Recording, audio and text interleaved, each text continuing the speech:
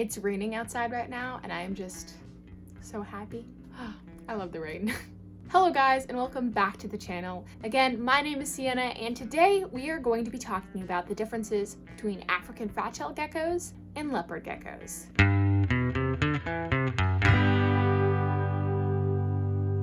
So, as you might know if you are at all familiar with either of these types of geckos, a lot of beginner reptile hobbyists often confuse the two because of their looks and also their care requirements are quite similar. So today what we are going to be talking about is obviously the difference between the two of them, because even though they are alike in many different aspects, obviously still they are different reptiles. So let's get straight into this and we are going to start off with the leopard gecko side.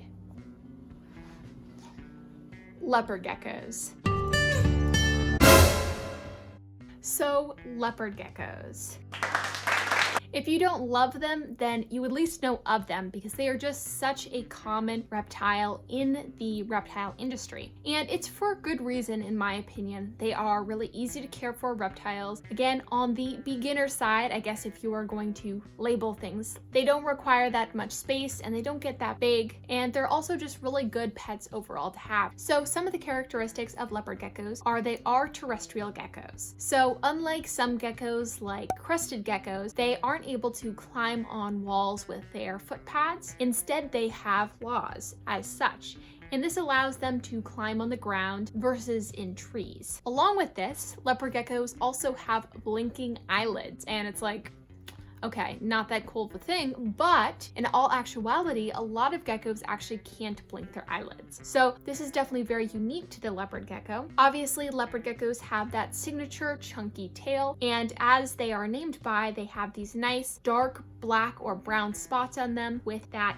yellow base color. Leopard gecko size requirements for their tanks are generally a 20-gallon or larger. They also can get anywhere between 7 to even 11 inches depending on the variety, and they're also pretty active and moving around, or at least that's how my leopard gecko is, and their temperament is quite friendly as well. I do find that they're not very agile, and they are the type of pet that's going to run off of a ledge without even knowing that it's there. As for food, again, they like tons of different varieties of bugs, and they are insectivores such as mealworms, dubia roaches, and crickets, and I will leave a link up to my video on a leopard gecko diet up in the corner over there. But these guys, again, eat quite a bit and are less picky than other varieties, which I will mention later. And they enjoy a hot spot in their tank of around 90 to 93 degrees. These guys actually also don't like too much humidity in their tank. The humidity of their enclosure should be about the same humidity as an average room, and really the only place that they need that humidity is in their moist hide in order to shed. So that's just some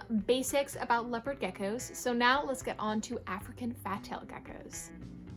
So this is Reese, again, my own personal African fat-tailed gecko. So let's talk about some of his specific hair characteristics. So African fat-tailed geckos are, again, also terrestrial geckos and also can blink their eyelids, similar to leopard geckos. So in that sense, they are, again, very similar. As you can see, they have similar colored patterning.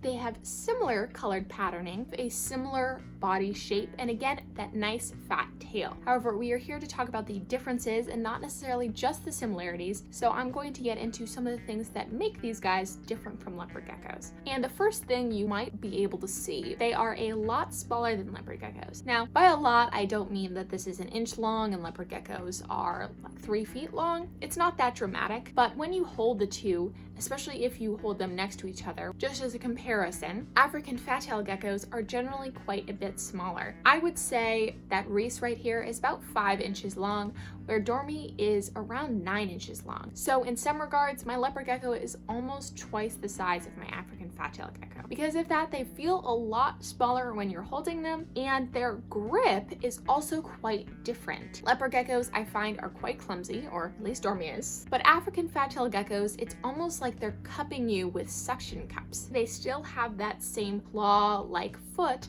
but they hold onto you in a lot more secure feeling way. You guys who do own African fat-tailed geckos, you'll have to leave in the comments down below if you find this is the case as well. Again, another difference is that though their coloring might be similar, it is definitely different once you know how to tell the difference. And African fat-tailed geckos, as you can see, have more these solid block stripes on them, whereas leopard geckos have, again, the spots like a leopard. So African fat-tailed geckos almost look as if they are juvenile leopard geckos, given their smaller size and also their striping pattern, because juvenile leopard geckos begin with the stripes. But unlike leopard geckos, they stick with their stripes throughout their entire life and have that more brown color as their wild type color versus the yellow. As you get to know also the face structure of leopard geckos and just the way that they look overall, you'll be able to easily tell the difference between the two. And that brings me to another point, and that is their faces actually do look different. I find both of their faces obviously adorable, but it is kind of similar to the difference between an alligator and a crocodile. Though they might seem similar from afar, once you get to look at them closely, you realize they actually look quite different. Leopard geckos, I find, have brighter eyes and you can see more of these slits in them. They also have a little bit of a broader face, whereas African fat-tailed geckos kind of have a more smooth and rounded features, and they have these really large eyes.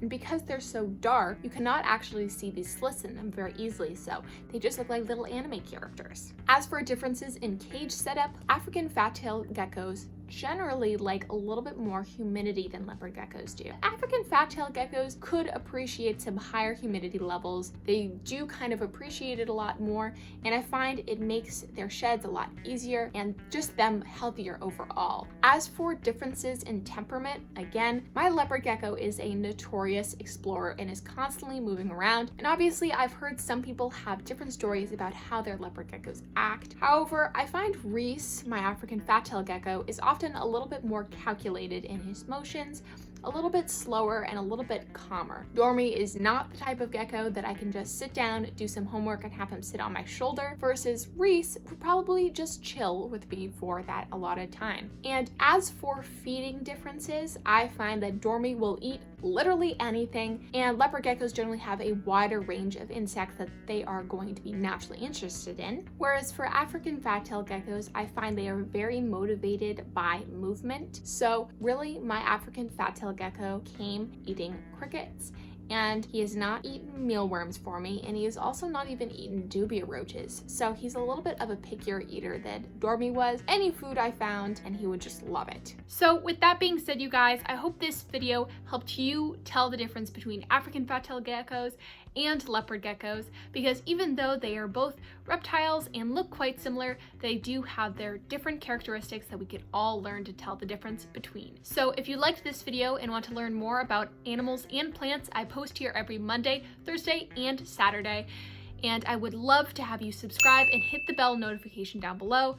Leave a like and comment about your experiences with African fat-tailed geckos and leopard geckos. So with that being said, you guys, I hope you enjoyed the video, and I look forward to seeing you next time. Bye!